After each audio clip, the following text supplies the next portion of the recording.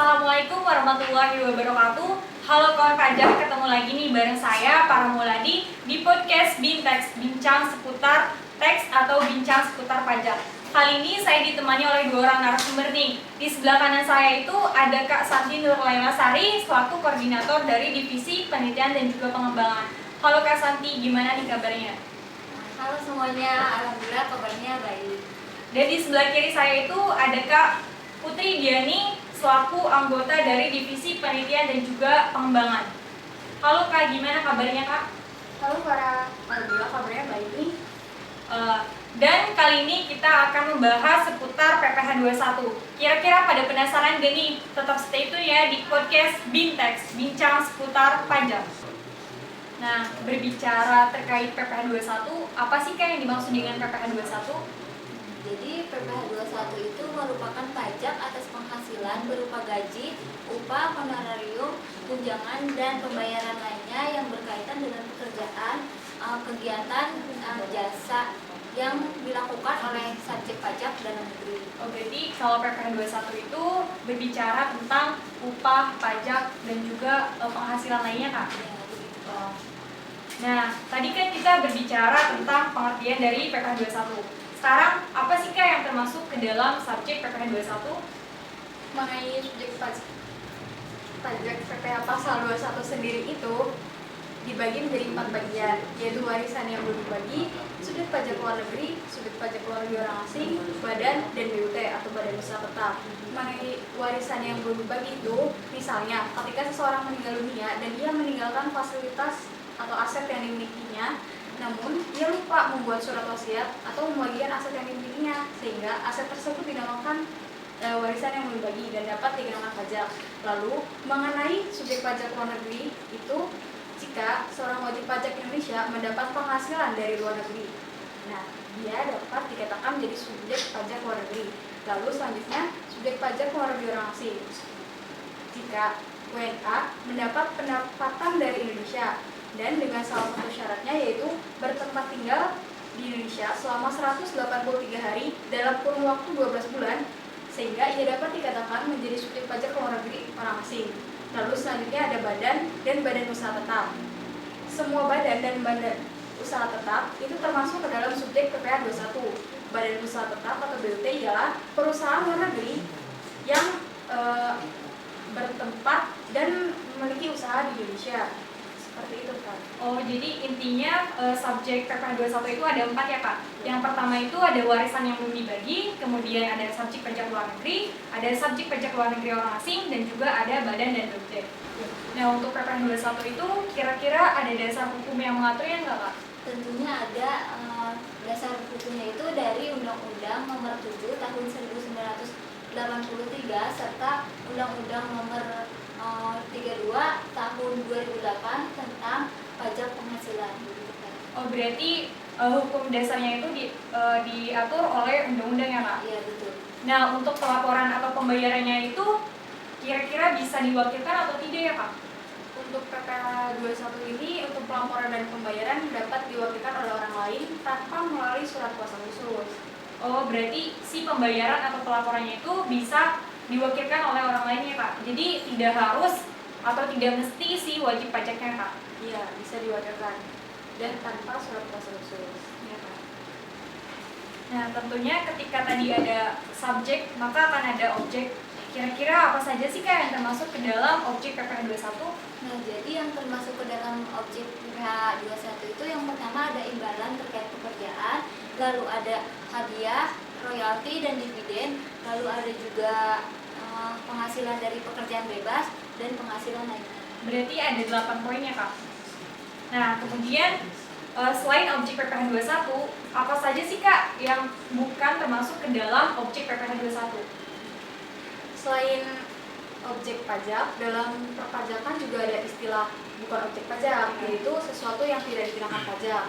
Untuk PPh 21 ini yang merupakan bukan objek pajak itu ada bantuan, sumbangan, dan zakat yang bukan objek pajak. Lalu ada klaim asuransi berupa asuransi kecelakaan, asuransi guna, dan asuransi jiwa.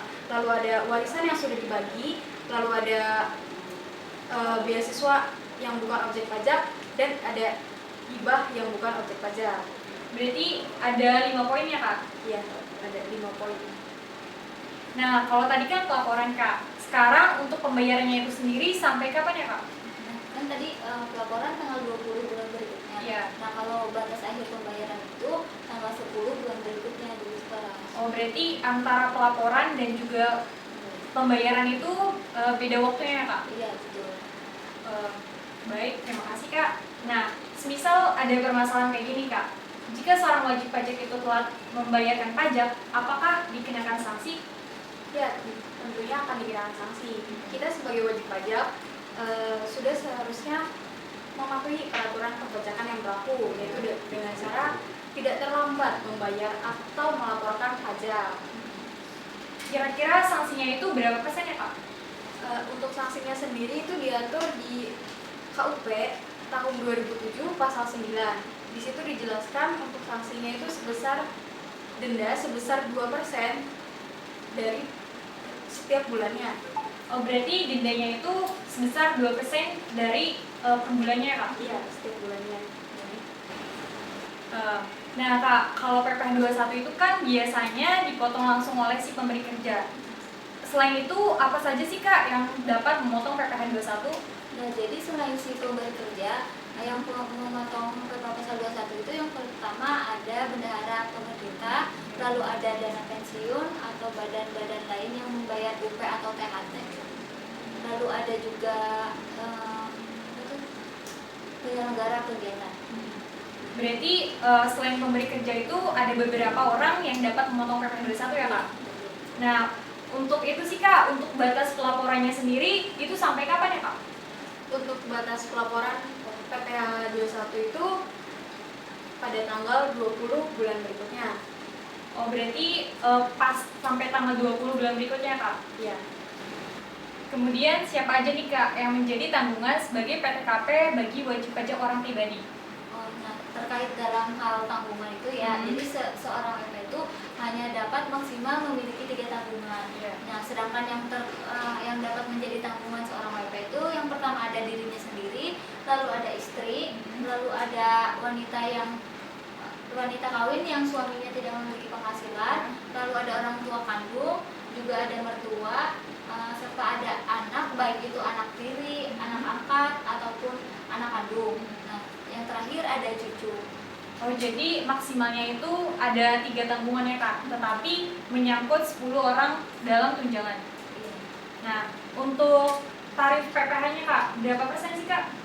Untuk tarif PPh pasal 21 yang berlaku saat ini itu penghasilan 0 sampai 60 juta sebesar 5%, Iya. lebih dari 60 juta sampai 250 juta sebesar 15%, lebih dari 250 juta sampai 500 juta 25%, lebih dari 500 juta sampai 5 miliar itu sebesar 30%, dan lebih dari 5 miliar itu sebesar 35% tarifnya.